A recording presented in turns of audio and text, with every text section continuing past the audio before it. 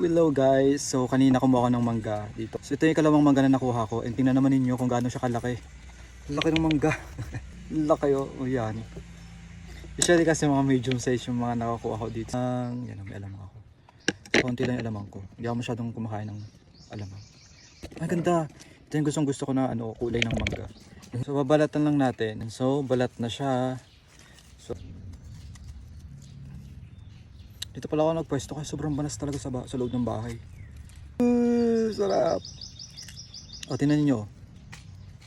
Yan, di ba? Ito yung gusto ko, yung may ganito, yung may medyo parang pahinog na ng konti sa loob.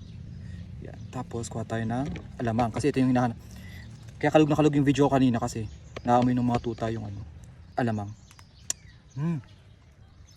Guys, let's eat.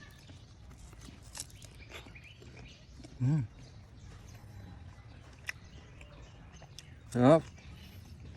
May alamang na alamang na mayroong taba ng baboy na prinito. Sarap. The best.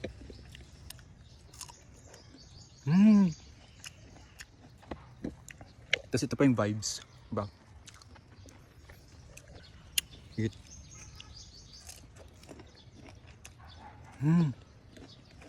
Ayoko ng mangga na masyadong hilaw. Ito gusto ko to kasi masyadong maasim. I got burst nga pala. Ayan, pero okay lang. Kaskas lang naman siya, hindi siya yung sobrang lala. Kasama ko yung mga estudyante ko na naglalaro. Ayan, so kasi narinig nyo pa yung mga mga huni ng ibon, ganyan. Diba? Din siya vibes. Relax, ang karne. Guys, busin ko na to.